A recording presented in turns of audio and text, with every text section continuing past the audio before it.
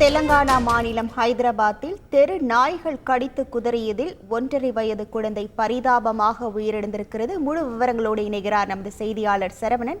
வணக்கம் சரவணன், இந்த சம்பவமானது எப்போது நடைபெற்றது? உயிரிழந்த குழந்தை குறித்தான தகவல்கள் ஏதேனும் தெரிய வந்திருக்கிறதா? முழு விவரங்கள் என்ன?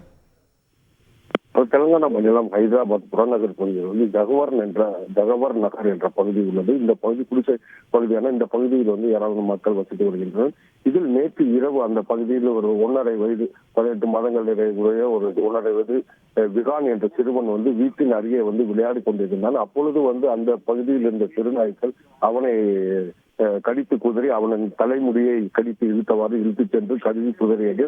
ஒரு நாய் குதறிய நிலையில் மற்றும் 2-3 நாய்கள் கடித்து குதறிய நிலையில் அந்த அலறத்தை கேட்டவுடன் அங்கிருந்த பொதுமக்கள் அந்த நாய்களை அடித்து விரட்டினர். இது குறித்து அவர்கள் பெற்றோருக்கு தகவல் தெரிவித்த நிலையில் பெற்றோர்கள் உடனடியாக அந்த குழந்தையை தூக்கிக் கொண்டு ஹைதராபாத் நகரில் உள்ள காந்தி மருத்துவமனை அரசு மருத்துவமனைக்கு அழைத்து சென்றனர். அங்கு சிகிச்சை அளிக்கப்பட்டு வந்தது. சிகிச்சை பலனின்றி நேற்று இரவு அந்த குழந்தை உயிரிழந்தது.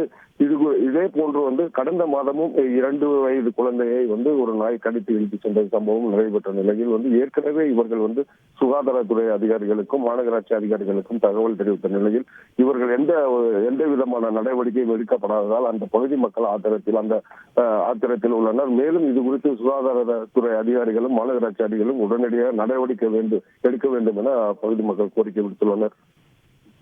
உங்கள் முழு விவரங்களுக்கு நன்றி சரவணன். செய்திகளை உடனுக்குடன் தெரிந்து கொள்ள உடனே சப்ஸ்கிரைப் பண்ணுங்க.